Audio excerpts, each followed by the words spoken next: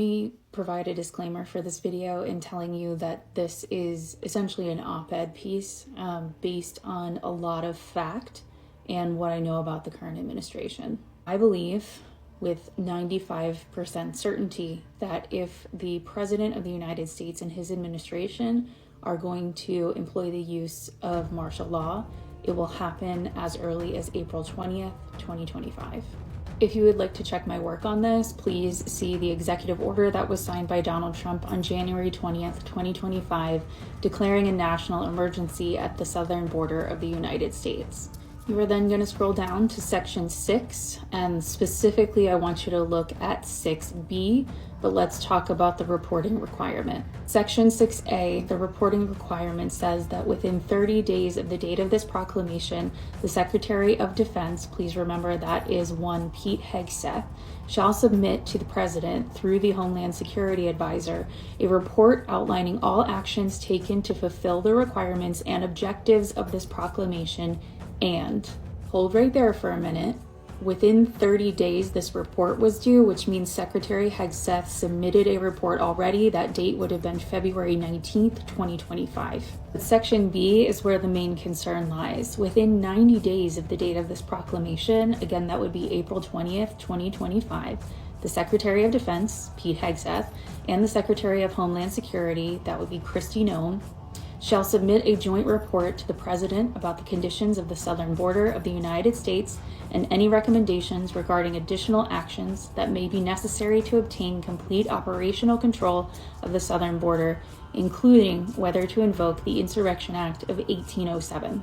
A quick search reveals that the Insurrection Act of 1807 is a United States federal law that empowers the President of the United States to deploy the U.S. military and federalized National Guard troops within the United States in particular circumstances, such as to suppress civil disorder, insurrection, or rebellion. Whether Trump would invoke the Insurrection Act of 1807 at a national level or just at the southern border is unclear in the document.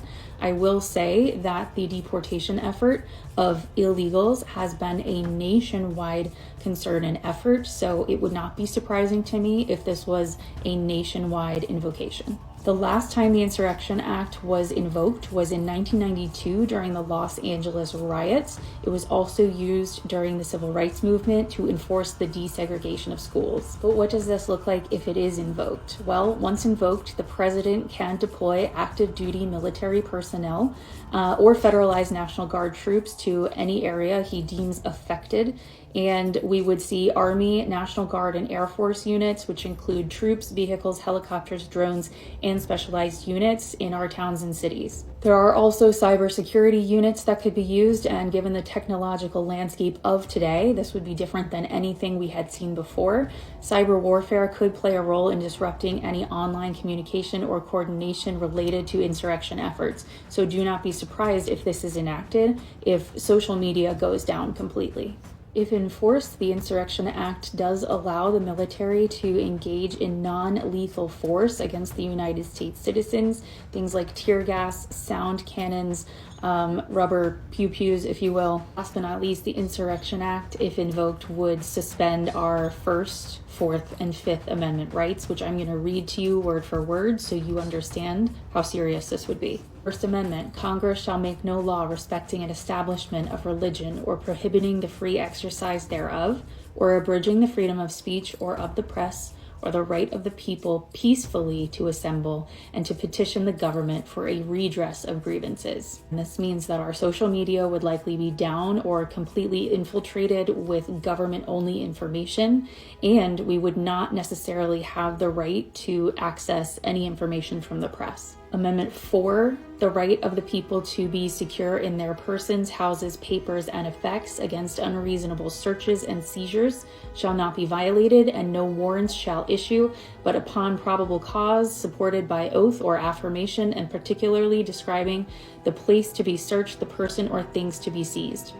That means they could freely walk into your home, seize you, arrest you, basically whatever it is that they deemed necessary. And last but not least, Amendment 5 writes in a criminal case, no person shall be held to answer for a capital or otherwise infamous crime unless on a presentment or indictment of a grand jury, except in cases arising in the land or naval forces or in the militia, when in actual service in time of war or public danger. Nor shall any person be subject for the same offense to be twice put in jeopardy of life or limb, nor shall be compelled in any criminal case to be a witness against himself, nor be deprived of life, liberty, or property without due process of law, nor shall private property be taken for public use without just compensation. Now, I understand that was a mouthful, but that means they could take away due process of law.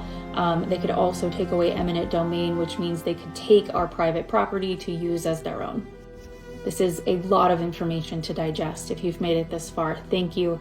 Please let me know your thoughts in the comments. If I have any further details to add to this story, I will do so as soon as I find them. I want to drive home the fact that the three people who will make this decision ultimately are Pete Hegseth, who is a Fox News host with questionable tattoos, a woman who was willing to off her own puppy, that would be Kristi Noem, and then our current president of the United States. Please let me know your thoughts in the comments as we continue to navigate these extremely difficult and trying times.